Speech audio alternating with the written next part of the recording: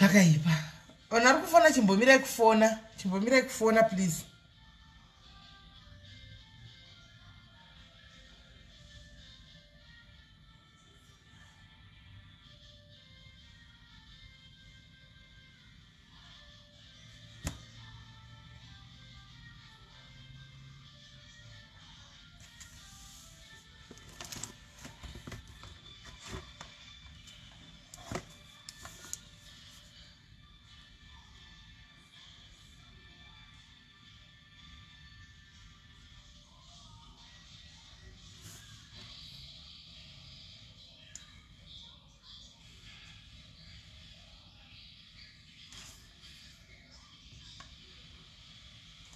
Mirani Boachaga.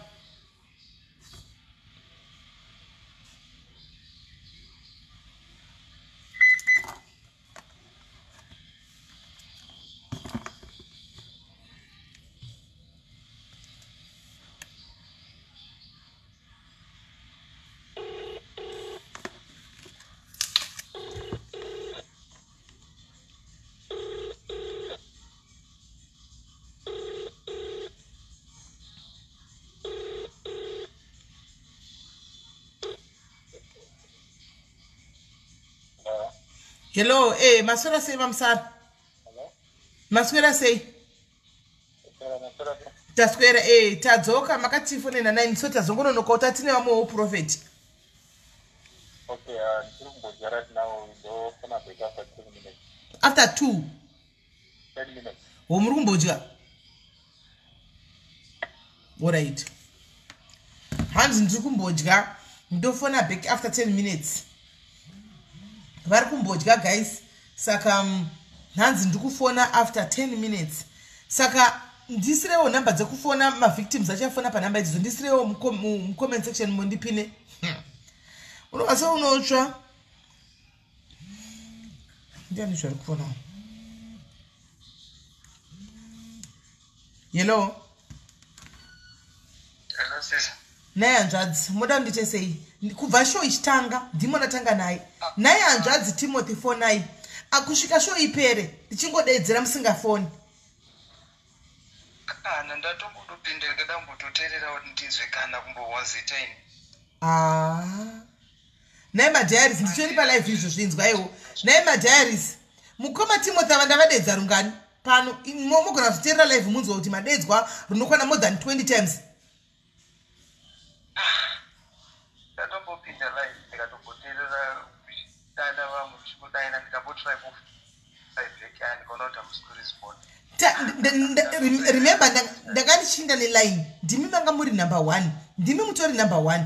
Ndichiti ndikadeedza vanhu tundodzoka pabhasta renyu back kuti mapepa here mukoma Timothy, please dzifonai zi, ndotora vamwe futi, ndodzokazve pane zera mukoma Timothy. Mukoma Timothy mapepo here, fonaiwo please, kusvika show ipere kana kubatika.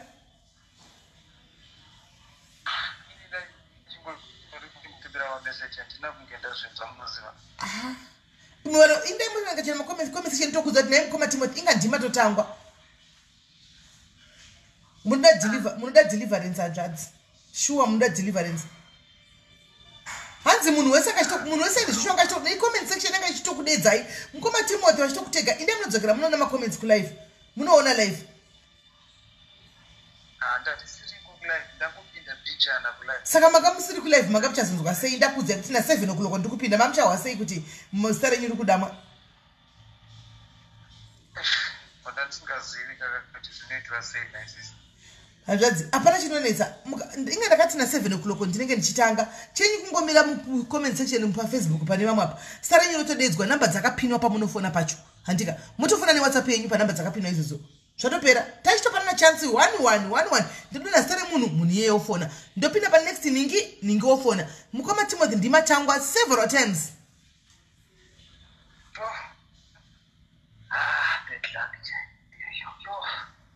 Even 3 times a ratio. Iko ndauta kudzosera futi next week Saturday. Mongora mamuri pamusoro kuti mamuri number 1. Mongo dzokera zvepa number 1 ipapo next week yacho. Tione. 7 dzichingochaya mopinda mu comment section mune vamwe. Nditodeedzera kuti koma Timothy chifonai. Mubva matofona pa namba dzenge dzakapinwa izvo zvapo. Ndodza munotofona. Panga pane powerful session yakaita sei? Panga pane powerful session, powerful session chaiyo. Kuti yekunyepa. Mhepo dzinongosumuka omwe yetsvina but hazvina basa. There's always next week. Bona today gesera risiku news dzinomboza ndidisturba pakusiku ndikatoisa message kwamuri kuti no news atina ketse saka I'm free today. Sorry yenyu mwe yetsvina aiwa tozozvona next week. Hapana chakashata. No, thank you. All right. Thank you so much. All right, sharp.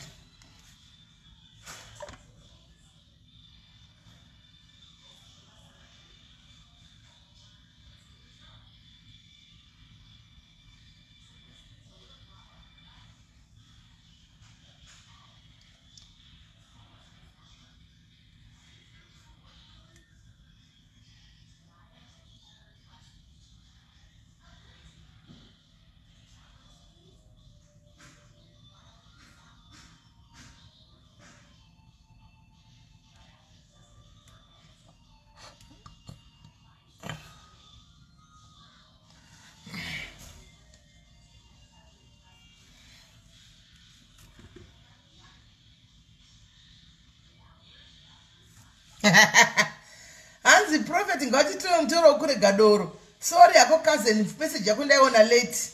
Hanzi prophet ngatisirewo dzungu kana ndambodza dzungu rapera ina ndichinai. Rapera natokanga notigara chandambodza dzungu natokanga nondanyidzwa dzungu nai. Rapera ndichinai. Hanzi prophet todawo muna mato kuti tirege doro. Yakwana munokumbira na mato kurega doro ka pakatoipa.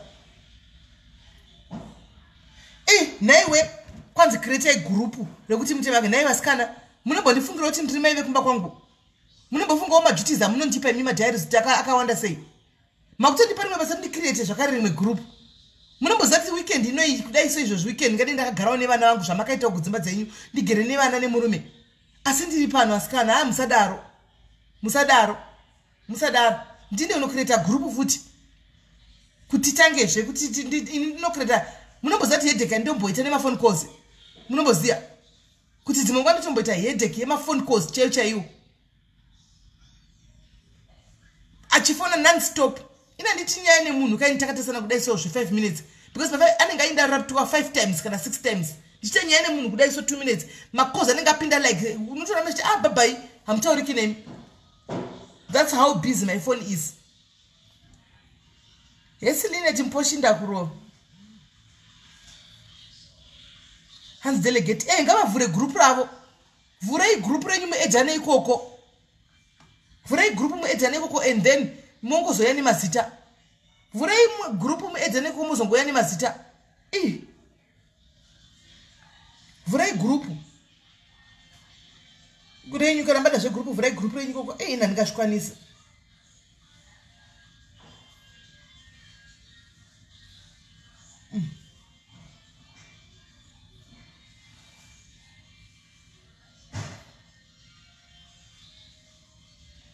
ndinenge nditori pano ona kuti iko zvinobva Thursday Friday Saturday 3 days zvatezana ndiri pano asikana imbonyatsokupa funga iwe ipapo imbonyatsokupa funga iwe inenge foni yakasana nenyuka yako inenge chirova kuti dzimwe nyaya dzinombouya unomboita kuperegwa so kumbotanga wambomira wambofunga zvozvotwa inotaza unopera kuti tsvai uchimbofunga kuti munhu ndomudza kuti chii ndopindura munhu kuti kudii foni dzangu uchiya kuti ndotaura kuti chii inyaya iyi hombe kudarika ndodii ndoti kudii apa munhu anenge achifonera anenge ari mukuru kwaurika anenge atiya kuzochemera kwauri uchiya kuti ndoti chii utoti kuti mwari ndokumbura wisdom mwari sefai mashoko angu ndisataure zvinhu zvichagumbura munhu kana kuti zvinhu zvichabata munhu kana kuti ndisamisleade munhu imi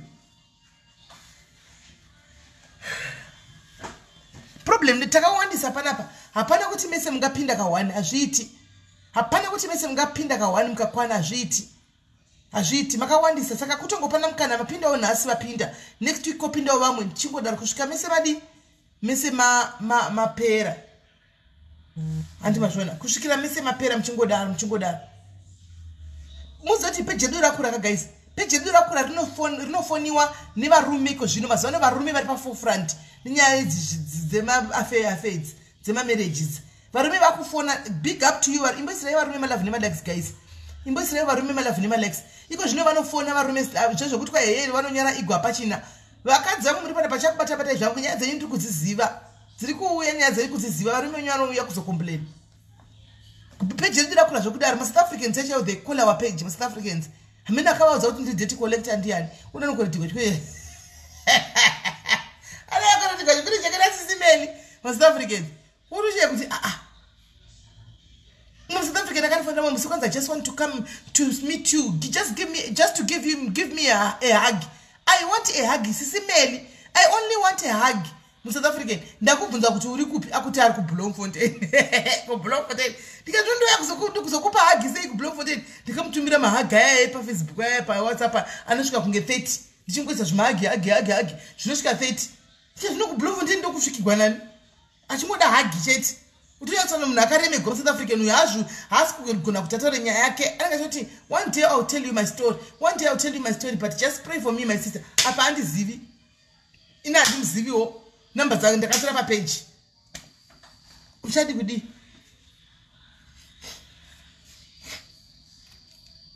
Vati vanofona kumanhikiri. Vati vanofona ivo handiti kana vapedza kudla. Regai vambotla. Regai vahle. Lina kinyaka hake. Kai kufe yona we. Kai kufe yona kokurumela yona waiti. Wauta. Kokurumela yona.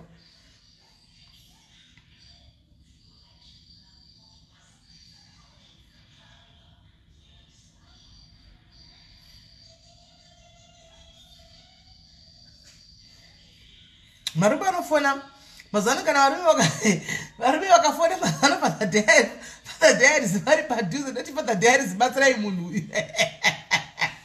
kai kwenda father diaries ina ndikazvigoni kukuswedera foni kude kwai murumonyi naimeshekera murumonyi augwadzi na father diaries kwai murumonyi augwadzi sho munogara 4 hours muri pa live kwai ndinchikuonaika makagara 4 hours muri pa live muchikutaura murumonyi augwadzi.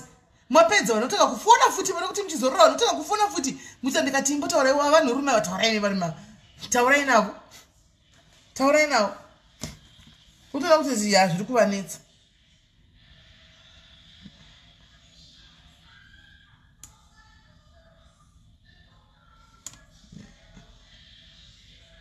hanzi dumba ufa ini ndikuona sekuti handiti yanga iri first station but ndikuona sekuti zviri kuita ini nekuchero appetite yamazana handina wena beth haiyo appetite ndikuona sekuti zviri kuita ini legatigoona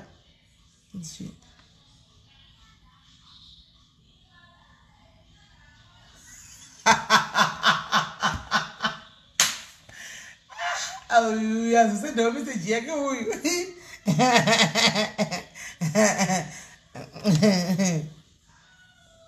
alright my sister ndichakuwaisa here chisaka airtime yachiri kuzokuisa but ukanifewa kupi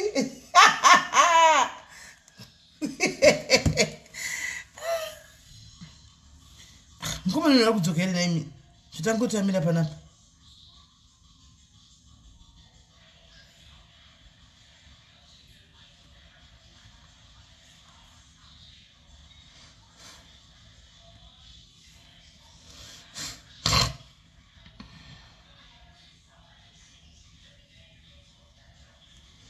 Rigaita pedzi mu 3 more minutes.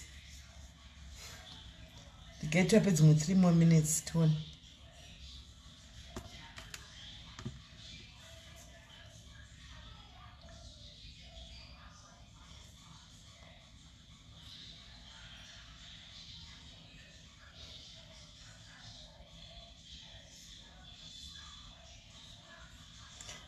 Iwe nometa ndisiye zvangu mazita ari munda zoseka ndireke zvangu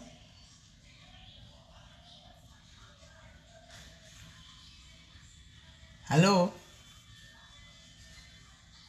yebo ngikhuluma noMelly ukhulumayo uyokhulumayo yebo okay ndokumbula andizonozwa ndinetambudziko reori rakakura kwazvo amene kuti ndichaenda kumusha muna June then zvingaita here kuti ndizondosangana naprofeti ndiye ndizoenda sei mwangu wangu ada kundiswa kuHarare chaiko kundovaona pafesi kutoinyatsa kutoenda ndo chaizvo ndo zvakatonyanya kutoti muinde ndozvitori right izvozvo zvokuti muinde izvozvo kana moda kuinda munondiudza ndokupai madirection moinda.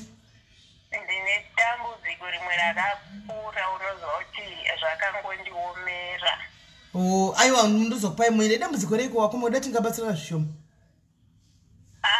Mwana mai wangu ndatosiwa nemurume when I was 2003 mwana last born was 1 year 6 months.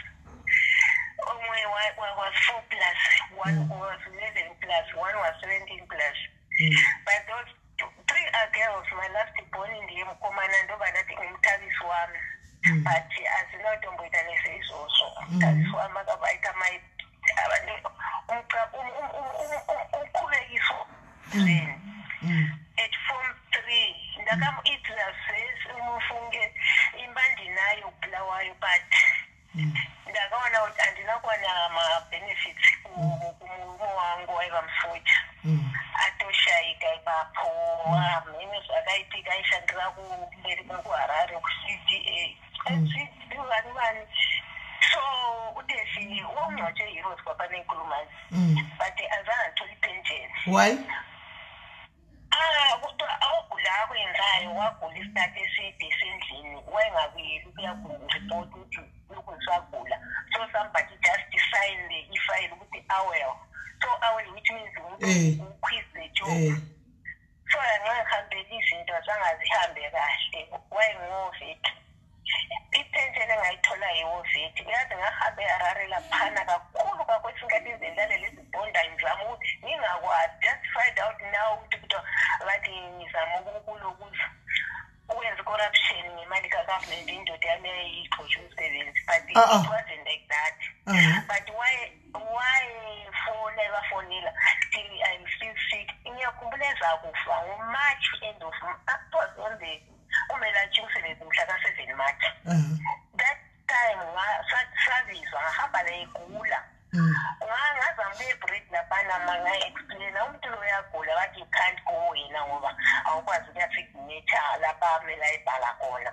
But just because this is the umnikazi womsebenzi ndovandando enda naye achirwara akadaro sizvozvo manje unoziva ndakatesa urwere plus sesiri yangu ndakasvika kuyazvikati mama wawireni munhu anorwara kudai tatoprocesa mapepa kugara isu tatoprocesa zvatopera handina kuziva kuti aindakabvunza kuti kopa signature ipapa patosaina ani zangambudze doko zvauya bheki sajika wafa.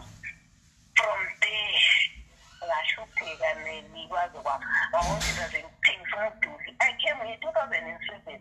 My first job was in Polokwane ngisebenzela abantwana ngihamba khulisiwe. The last born nalo ngimthatha wami boy. At form 3 ngamenhlala kuma boarding school whatever.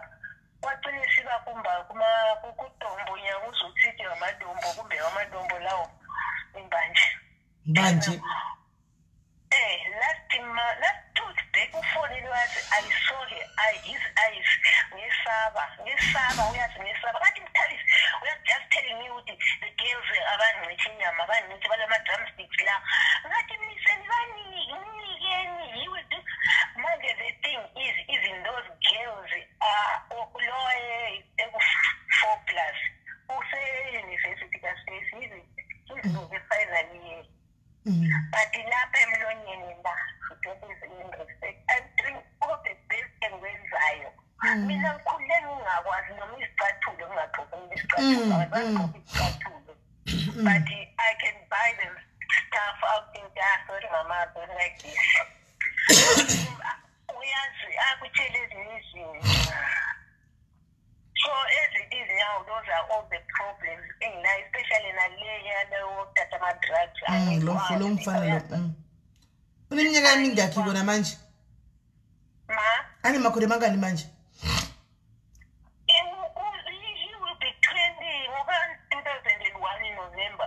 He will be 21 this year. But manje is very dangerous, my sister, because my drugs are it. My drugs are it. Izo enda kuchikoro enda macourses adi ezangatobva kuchikoro kosa ndokwana kuenda unozwa kuti ndatambudzika ipapo ndaifulaya kubva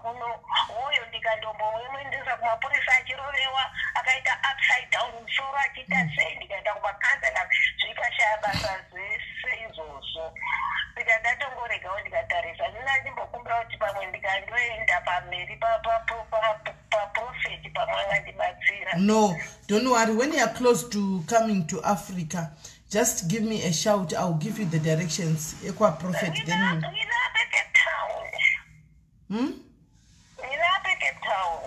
oh, say Cape Town. All right. If I'm thinking you just tell me, then I'll give you the directions. Ungafoni unaleyo phone le ikhona le phone ifoni yami le yama ye WhatsApp le ifoni yama shows nje kuphela. Oh. Iuthi ngakuseva kaningi the other time ngaphendula futhi hayi ikhona le ikhala ngo 084 064 yiyo lapho uzosend the message khona lapho 064 895 4837. Fonela direct ngingahamba ngikama direction mfuku yafika lo ntombazana lo ka92 na lo which he was 11 plus she's now 30 years akayenzi lokho ehlele endlini uyazi shame. All right, I was at my 40s ayizange ngibe nendoda zaze ngani ngoba indoda yami yabulawa yi-AIDS ngakhumbula ukuthi ezakufanele abantu abami uyazi from 2003 angisangabe nendoda till now mina ngikwa-63 I'm almost 60. Awunayo indoda awuzange vele uzekiwe vele angizange so kusho ukuthi uyayicabanga ukuzekwa vele angakwazi uyazi ukuthi uzozwa ukuthi izipeni linophera inophera ndakazwa phini ndishila asindikafika bana bangu feeling pain yona ndonyayo ukuthi manje kafathise bana bangu ndozizwanozeta chini asithi but sewuzibambile yo since 2003 vele ungakayitholi hayi sewuzibambile sisi wami hayi uyibambile kusela lutho sengingugogo vele noma yini hayi kanti wena vele awukwazi ukuthi bathi bathi yini bamakuwa bathi the older you get the wine bathi the angazi sikuwa sakhona but bathi ngathi iwine the way the more you grow the more ivele kumnandi lapho ngazi ukuthi bakhuluma ukuthini amaku but bathi njalo ngimangwazi wayezwakala njani noma izini kade sokwaphela nyase ngingengobhebi I wish if I was like this before ngazadlala ngiyivigin because akusela 13 ngitsho sokwaziphelela nje ngaziholda kakhulu ngisenzela labo bantwana abayiwasebenzidisappointa namhlanje no memory nevisi Millicent the last born ngathi Mthabisi because he was a boy ngathi Mthabisi wami uNkulunkulu kumthabisi but yo Melly ubo sewuzenzele kahle iproblem nje ukuthi nje yilawa ama problems lawa agcwele khona unawo vele ukuthi isifela lo mfana lo ubhemi insangu lo but otherwise ubosiphethe kahle uyazi if yonke into ebehamba right hayi uzozwazi ukuthi usafe uright ukahle manje iproblem hiyo le ama problems lawa avela nje angasazi ukuthi avela phi avela kade sempolo kugula sempogula ngiyasebenza lapha njalo stay in ngiyasebenza lokho ngafika ngumadumbe kona lapha ngisebenzela but kuya akufana nto uyawazi akufani at least uyasebenzela ingasebenzela bona phela but they don't appreciate that's the thing the daily prayer that day I received the message isingifile mama ikabisile ifasting how can a fasting break even like 7 room girls banamaloja kona i-sustain yekufa abantu abadala bangaka kuyini into eziyavela ngaphi I was a mother to my kids and ngaba ngumother umama my parents my mom 2020 yonke into ebikhangene mina uyazi what did you say I got a lot to explain so ngangakhuluma sokwesikhathi ngizwabhethile hayi lapho uthandaza kona untandazo enhlanga ubukela zonke isikhathi amsakwana uzesaba iwakhala nguhleka ujumpa sewunayo manje inamba yami sizobe sicocela lapha ye WhatsApp hani senginikile inamba yami isikhathi inamba zakho kade ukuthi lenye phone yami isuke ulokuzeni ayilapha erumini yami i-Wi-Fi iyashupa. Iyashupa. Ugele ngedata kade sisenza le. Hayi khona lapho usebenza khona mawusendlini vele bayala ukuthi ukhulume ngefoni. My room is outside, it's a cottage. All right. So angikwathi i-Wi-Fi yasquire thini ayireach ifuna mphumele phandle so utenge lokuyana ku-cheap lokuyana bathi ku-rain ku-cheap lokuyana and kwi-unlimited 200 and something rands per month unlimited. Kodwa i-rain. I-rain 5G. Okay, kumele ngiconnecta. Uyafaka nje bathi yini lento le i-router yakhona bayakunikeza nge-router yakhona faka nje isim card e-routing sekuphelile nje. Just out of the door la i-Wi-Fi yabamba namhla bayabraya so babraya khona phambi kwami so I can't go out uthi nguhaja kade singugcine usithi susiya to the next ke kaprofita lo omunye ngiyokulalela isikhathi sonke wathi leyo lokho beniyakubukela sonke isikhathi. Okay. Hayi ku-right siwami sewutholile number sizobe sicoca le e-WhatsApp. Ithi sifanele sibambe lo prophet lo si omunye wefake lo sizokuthi uzothini.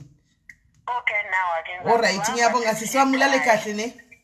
Ngiyabonga ungithandazise please. All right sisiwami ngiyakuthanda ne? Ngithanda nami. Sharp. That's how I get sisters. Get him to prophet achiri ngohlaya. Zva prophet zvinoda ifoni yadzimwa.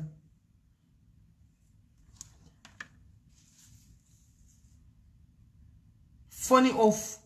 The phone is now switched off. Ndotoda chingotsvaga tinyatsowana kuvaposta zvakanaka. The phone is now off. The phone is now switched off. Phone yadzimwa guys. Vadzima phone yavo. Oh. Phone yadzimwa right. Phone yadzimwa guys. Asi vadzima avo phone vasina kujustify but evidence yose ndapiwa ndandati tivapewo mukana wekuti vazvitaure kuside kwavo saka vadzima phone vazodzima phone saka mangwana guys ngoma ndiyo mangwana ngoma ndiyo mangwana chinenge chakachaya hanzi wapona. Hello prophetess. Hello. Yes munhu wenyadzima phone. Ndaswera sei munhu wenyadzima phone saka tochifurira mberi negame riya rekuposta naita purira mberi because inini akati handiziwe I have 11 I think ndakusendera handiziwe but I just want to prove kuti atinozivana iye akati handiziwe akanyepa pana but tine ma11 machats maphotos everything. Aiwa ma11 ndinawo ose ma11 ndinawo ose vakati makatoti mutori nemaflyer amaitogadzigwa muri mese moita mapictures akagara nemwana wake agere pamako. Yes iwe usazvipame zvandaona pamapictures ako zviya munhu wechikomba chitsotsiri wotira mwana wako musikana ogara pamakumbo petsitsiri mwana anorepiwa iyo baba psychopath nomeni MUSARA is a psychopath of a pastor this one. Ndichazviite SIS MELLY ndatodzidza ipapa ndichazviite futi. Yeah itsotsiri unorepegwa mwana nevanhu vakadai so apa havana kumira musha. Alright. Alright iri bo saka guys chakuitika ndechekudai so mangwana Tracy chadoka ndakuona anditika unoda kuti ndikusherei evidence yacho nemapictures aprophet ava mwayawo kumagroup akasiyana isai kuna namafira kureva ikoko kuna namvenge ngaukandwe kuna na V11 ngaukandwe norondo kandai chakupa V11 pandikakwesa mapeji mitorai munokanda because baba ava avasi prophet ve avasi man of God. He's a fake man of God. One is a rapist. Vanorepa vakadzi vakarepa one of the ladies pano vakamuvhara nekuti vanomuda. Two vanodya mari is a TINDER SWINDLER wepa Facebook vanodana nevakadzi vachitora mari dzevakadzi vana vemuchechi vanorara nevanhu 25 26 27 muchechi 1 vachiti all in the name of ndiri kukunamatira all in the name of ndiri pastor hati maona so vasikana vechidiki vachiri kuenda kuchechi iyi muchinda kunourumira kuna pastor ava tanzi muri kutaura muri kudai so right muchengete mubate mashoko andiri kuudza yaya hatika takavaona vaimboita dzungu ramuri kuita iri vaipaparika purpose yamuri kuitai yekuti men of God munovanyepera vakazenge vakudzoka kwatiri pamberi apo. Hakuna munhu anonyeperwa nevanhu 26 mav11 ndinawo ndapiwa mav11. Hakuna munhu anonyeperwa nevakadzi 26 vamwe vakadzi vaifana panapa ikudzisi kuti vakadzi vahombe vari kuma mid 40s nema late 40s vachinyepera munhu. Hakuna zvakadaro. Use your brains. Musafunge mushandisa kumasure, fungai mushandisa pfungwa. Antika iko zvinezvi makahypnotizwa nefake tsotsi renyu, fake pastor of nomeni Elijah Musara, antika fake prophet, fake pastor. Ninyaya kuti Bible mina ndikudzai vadikani, Satan aiziva Bible kubva kuna Genesis kusvika kuna Revelations. The devil knows the Bible from Genesis to Revelations. The devil at some point had the powers, antika, to do everything that God was doing. Remember, the devil was close to God. Satan aive munhu angari padhuze achitonzi aive ne the most amazing voice pama angels ese. Aiona every secret and trick rekuye kudenga yaitwa kuti paumbwe munhu paitwe zvakati aiona. Akamira mapapiro akafunga kuti ndakonza ndakura handiti, akatanga kutrika Mwari, akatanga kujuta Mwari, akatanga kuita pride yake, akadzingwa kudenga akazora pano pasi. As I am speaking right now, the devil still has powers to say to the mountain, move from here to there, and it will do exactly that. The devil has got powers. Yekuti ukaenda kunganga uchida mwana, anokupa unodzoka naye ukabata mwana iwe. Satan ane mapowers iwayo. Believe it or not. Do not be fooled. These days, most of the devils vazara muchurch. Vakamira kuma pulpit uko muchurch. Vana Satan vakawanda vakamira mu pulpit ndomo vari kushandisa on vachishandisa zita rekuti Jehovah, because vana vasina matyikira. Hatisina matyikira ekuti zita raMwari tinorishandisa panobirwa vanhu. Zita rekuti tinoshandisa panotwa ufeve. Men of God hafamba achirara nevanhu achipromisa vanhu kuvaroora. Men of God should stick to what happened to no sex before marriage. Men of God, what happened to no sex before marriage? But vakavhongodza mu that church yacho yoyo apa vachiridza begi revakadzi. Hakuna men of God akadaro. Ndosaka vari rombe men of God ava. Men of God muri rombe. Indedzokerai back munogadzisa unhu wenyu. Church yenyu, I'm telling you pano, it will never succeed. And haina kwainoinda. Muchangoti church zvenyu zvinenge zvine vanhu 20 moti in the name of Jesus, in the name of Jesus, zvoparara. Monovhura futi chimwe moti choparara. Muchikonda kwamunoenda ndokusina. Dzokerai kumwamba munogadzisa unhu wenyu. You are a rapist. Chekutanga 1. 2. Muri kutamba nezita raJehovah. Zita muri kutamba naro asi zita rekungotamba naro. Harisi zita rakafanana nemamwe tingataura nezvemamwe maprofeti vana Javelin, tikataura nezvanani maprofeti vanhu vakafananisa vana basa tinotaura. But kwama kuda kutambira kunonyudza. So prophet, sorry, any apostle or whatever you call your name yourself, tomorrow we are going to make you famous. Until you want to be famous, tomorrow you wake up, you are going to be Monday Jack postai, Tuesday talk postai footage, Wednesday talk postai, Thursday talk postai. I'm socialite saka mchaza kurodza kwazvo. Is it not possible every day? Men of God tajaira, we are socialized, so we are to expect that, because titoni pa public, titoni pa spotlight. Saka yes, whether you like it or not, yeah. But in mimi mchizviti men of God muchaona kuti zvinopisa. Muchaona kuti zvinopisa. Hanzi Faith Bible versus International Church. Faith Bible International Church yekuita sei? Faith Bible International Church maifutu. Hakuna church ya munhu waMwari. Mweya wamuno pa kuvana vesangano mchobata musoro mweya rudzimu kwa pa mweya waufeve. Mabva kunofeva nemakadzi akasiyana siyana. Moenda kunobata misoro yevana vesangano mukati. Achibudamo zvinhu zvake zvinoita wese. Because imimi wacho hamuna kuchena. Hamuna kuchena. Imimi vacho hamuna kuchena vari kuzviti men of God. Koni ndisaka ndikutaura Ivan because vari pano neghost obvious. Vari pano neghost. Saka ndisaka ndikutaura izvo because I know he's watching neghost. And the two, I know kuti vana very hypnotized. Vana very blindfolded for now. They will record and tell him. Vachamuza, but it's a fact and it is the truth. Hatishikutora chokwadi, takamira pa chokwadi. Hatishikutora chokwadi. Sham, you are going to Musarowa. Thunder will strike you to death. Apostle. Rambam chitaka hunika muri kuita, but will make you definitely mudata famous and will make you famous. Welcome to this celebrity thing or socialite thing. And welcome to welcome my Tiwanti industry. handitika chakupostai nzukwana seti ndave nema V11 abagaya ndikamawana ndofamba negame seti ndamawana handitika ende imimi vasikadzi vabiya yedu takamira nemi panguva inoi handitika we feel for you handiti but do not be so gullible kuti ungosangana nemunhu akarembedza chinhu chake pakati makumba ake achizvituka ndiri pastor makutowira imi munhu wese usanguva achizviti ndiri pastor makutoda marriage hamumuzivi kwamasangana hakuna iko zvivindi munozviwanepi zvokuti muchingosangana nemunhu first time nyoro mosangana nemunhu futi next time nyoro zvivindi munozviwanepi now right now you are 27 of you guys 27 muchingotsenderedzwa nemunhu 1 no protection nothing at least mune simba rekuramba kuti aiwa inini hangu ndiri kudawo plastic mune simba rekuti mushandise goma plastic but maida nyoro vita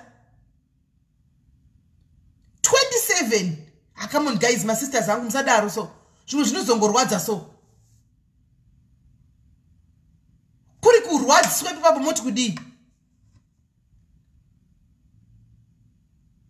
kuri kurwadziswa moti kudi kwai kandai nhasi regai ndibve ndatongokanda ndiri panapa palife ndibve ndatongofana kumwaya mamwe acho ndichizopova kuti vatu vanhu vaone kunokomenta guys ndikunoisa kupeji redu rema ushu peji redu remanhingirikiriri rema ushu remapostura ndikunoisa vanhukadzi zvideiwo love yourself vasikana love value yourself muri maemeralds muri gold makakosha muri platinum zvidei handika muri muviri wenyu haisi sperm chamber kana sperm donor yekuti rongobva kwarabva vana nomeni musara rongobva kwarabva rakarembedza mazibhora aro rongo yaro dirira mamuri zvideiwo guys imbozvitarisa muviri wako kudai so ungofila kuti muviri wangu hauso kungoti munhu wese angoda kungoita zvanodani angoda kungoita zvanodani ungoita zvanodani iwe rambai semai vamwe vanofanana namusara uyu semai on the name of marriage inga ndimi wani vasikana vekuchechi munozviziva kuti God will give you marriage at a right time. At the right time God will provide you with that marriage. Mirira wait upon the Lord. Mirira nguva ya Mwari. Mirira hazvina basa kuti hanzi wasvika 30 years kana 32 years kana nguva ya Mwari yakwana God will give you a husband. And wongo uchinamata keep on praying ramba uchinamata handiti kana uchida marriage yacho yadai kunetsa iramba wakamira panzvimbo uchinamata usangowire kunda kungonowira. Munoziva chinhu chinonzi masoul ties imi vasikana imi. Masoul ties munomaziva 27 of you mese mune spirit 26 evamwe different spirit. Umwe ane shavire kwavo reufeve, umwe ane shavire kwavo rekuroya, umwe ane marriage ane nyoka mudumbu handitika, umwe ane maspiritual watu watiwaya ane mazvona avatapa watora hapana kondom kapi wavatapa watora wabudapa wavatapa watora futi munhu wani kuzadza mweya yese apedza ozoti ncho okupai mose kuita kutenderedzwa nemweya yese. You need deliverance guys. Intena imbotsvage munhu anomutsvage ningikiri mutsvage. It's true. It's chokwadi saka zvina musoro vanhu vakaza chihuri chakazara mumachechi nomachakazara mumachechi iko kutena imba yaMwari kuita brothel, kutena imba yaJehovha, imba yakakosha kuda kuitena kuita bhawa katoendani because kutosvika kuti ndinoenda kubhawa ndizomutoziva kuti kanaenda bhawa nditozvifarigwa nditoita yose isi ndito kubhawa ko muchechi. A place of worship, a sacred place. Mweya waMwari uchirimo here, uchiri kugara here mukati medzichechi umu. Ichirimo here mweya yaMwari mumachechi umu kana kuti yakatiza kudhara. Mangosara nyama vanhu vana Elijah ivava vana Musara ndo vangu vana nomeni Musara ndo vangosara. Mweya waMwari chechi hapasisina wakatiza. Regai ndikupe tivaite famous. Vanhu vane mapage please torai mushe, let's raise awareness. Kune vamwe vasikana vari kutambwa izvi. Game rese iri rakatangira paFacebook pano na prophet we na apostle wefake uyu. Saka acharamba achikontinya paFacebook ipo pano. Let's stop this. Let's stop this. Ipo pano paFacebook ndo pari kuoperate. Ngatizvivharei. Ngatizvidirei jechi. Ngatisei gaini mbotanga ndambokanda mirai ndimboenda kunokanda apo. Ndokudza ndapedza mirai. Ndobva ndawaridza ningikiri neevidence yacho yese ipo pano.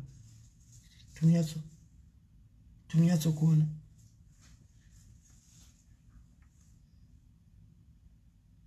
Right.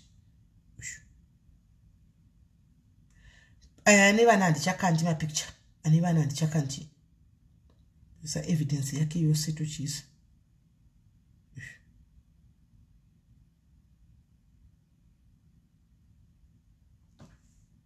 Yes, I get a quite of diamond. Then this is a pestra pasta. No pasta vacade.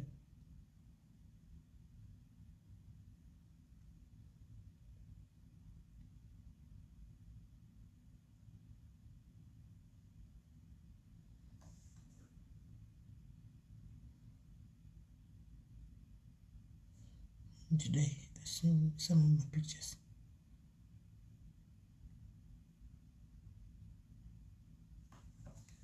Right. Today. Quite love you too. Quite and them nina wakuman. Don't you know to quite love you too, my husband? Because you know this is munu. Angane WhatsApp group. Angana avara WhatsApp group rake. Avara WhatsApp group rake. Regaindi va endo vara face zevana. Dambo tanda sensor tindiolo tapana ili chimu chisinga postiki. Dambo tanda sensor. So ta posta. Yes.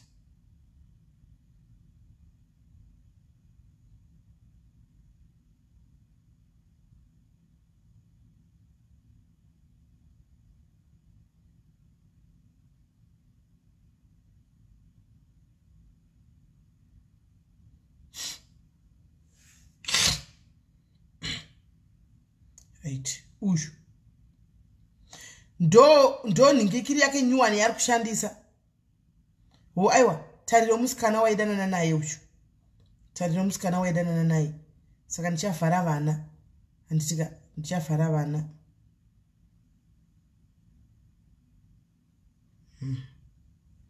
Today so, kendi fari mwana we. Right.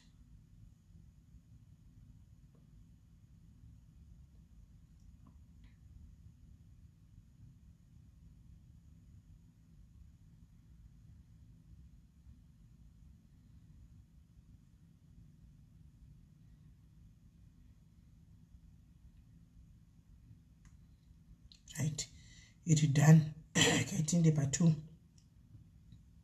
Kaitinde Part2. Hairi boshwe kuti.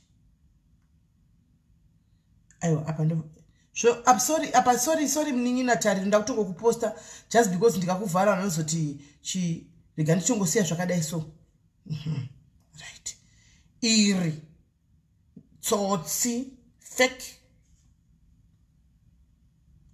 apostle.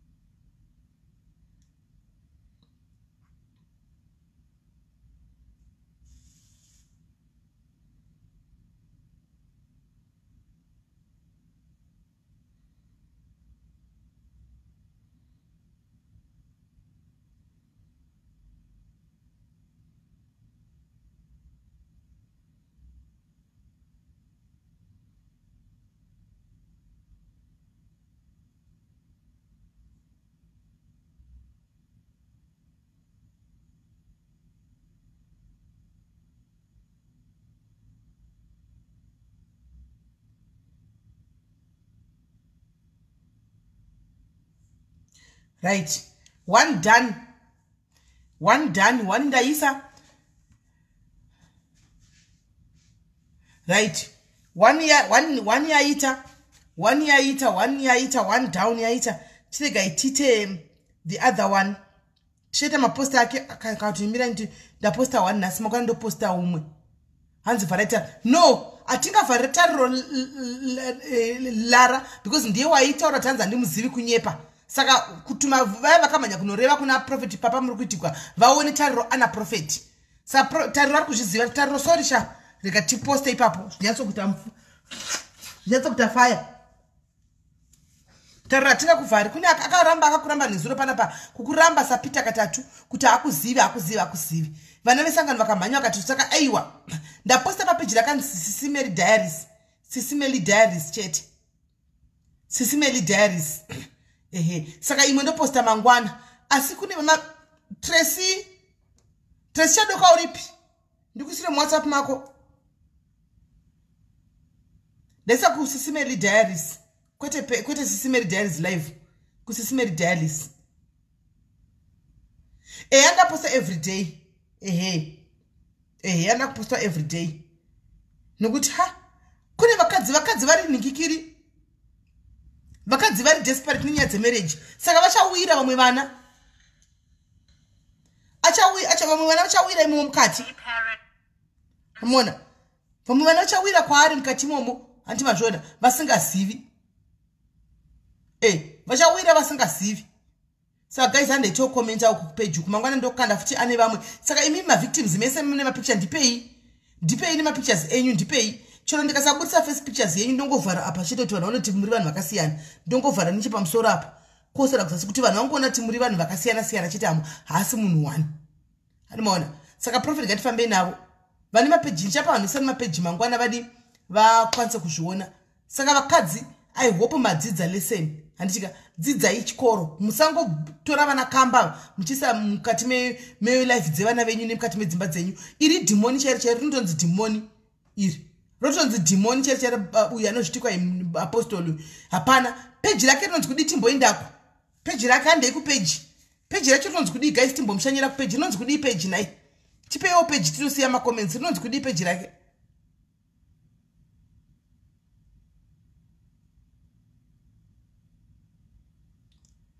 peji rake rinonzi kudi naye vasikana tiwane kushanyirako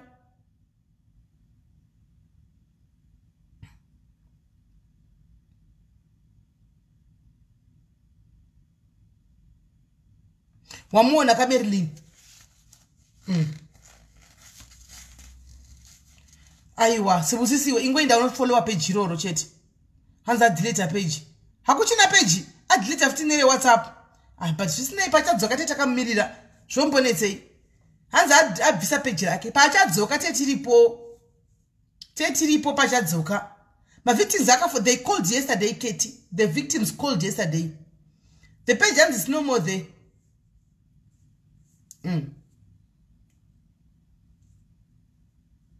right sir guys and itosangana kupost kwa nomen antika morabo guys tobatana antika thank you very much guys thank you tosangana zvakare thank you ne isa marefio yokwenda kunona mukadzi nekunopa murume wheelchair thank you I don't know who you are but thank you very much may God bless you nekufunga kuti aiwa kunoda kuenda kuniswa wheelchair kunodiwawo petrol yekuti mota ifambe iende ukandifungira thank you very much God bless you antika God bless you marabo